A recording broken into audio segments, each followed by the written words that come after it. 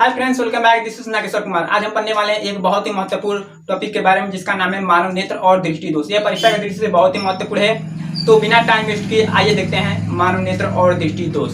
So friends, मानव नेत्र एक अलग टॉपिक है, वह दृष्टि दोष एक अलग टॉपिक है। तो आज हम इस वीडियो में बात करेंगे पहले मानव नेत्र के बारे में। तो आइए बिना टाइम वेस्ट किए देखते हैं मानव नेत्र आखिर क्या होता है।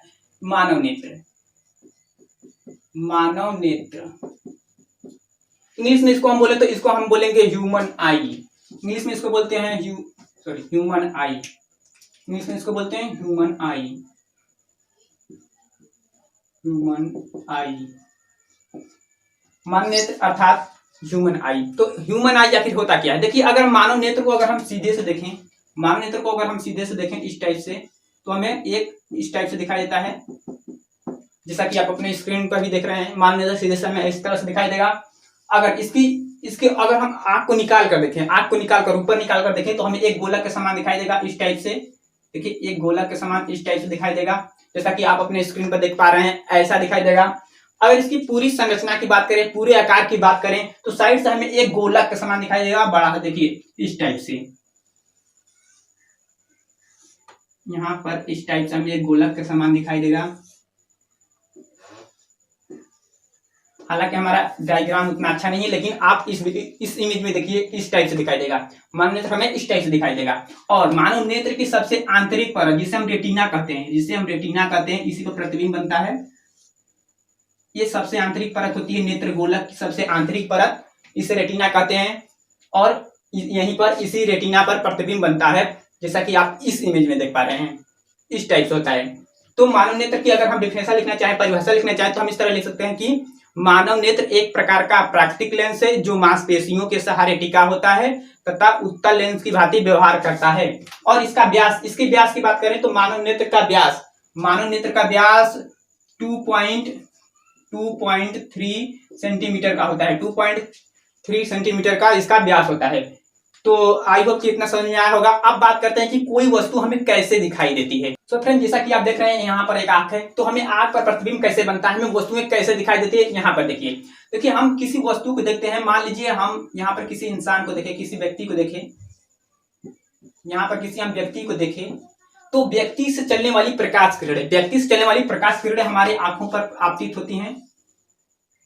और जैसे नेत्र लेंस पर पड़ती हैं, तो नेत्र लेंस इसको अपवर्तित करा देता है, और अपवर्तित कराकर हमारे रेटिना पर हिट करवाता है, वहां प्रतिबिंब बनता है। तो इसके नेत्र के सबसे आंतरिक परत, जिसे हम रेटिना कहते हैं, एकदम इसके आंतरिक परत होती है, जो इसके आंतरिक परत पर ये रेटिना होती है, इसे कहते हैं रेटिना।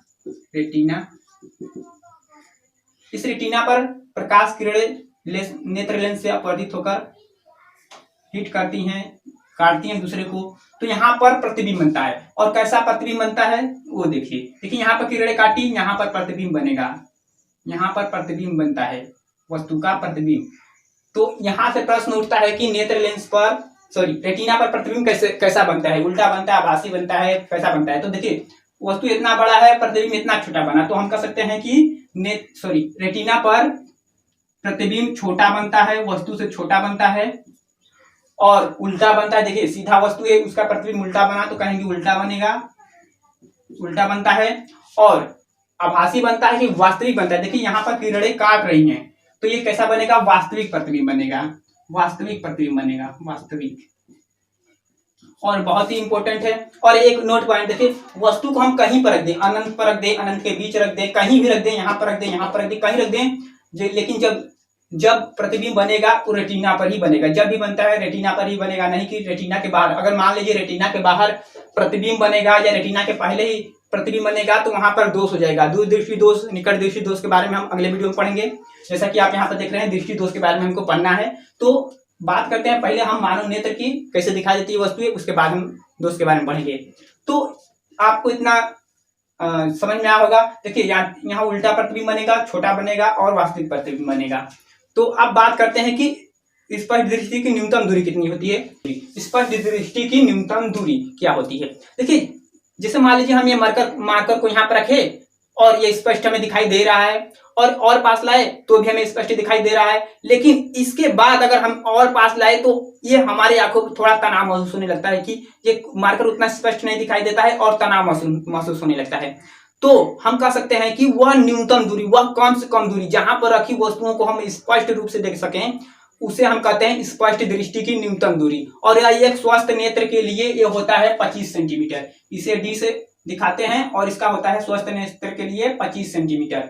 वह इसका परिभाषा लिखना चाहें स्पष्ट दृष्टि की न्यूनतम दूरी, तो हम लिख सकते हैं कि वह कम से कम दूरी या वह अल्प दूरी जहां पर रखी वस्तुओं को बिना तनाव के हम बिना तनाव के स्पष्ट देख सकें। वह कम से कम दूरी या वह न्यूनतम दूरी जहां पर रखी वस्तुओं को हम बिना तनाव के स्पष्ट देख सकते हैं, उसे कहते हैं स्पष्ट दृष्टि की न्यूनतम दूरी।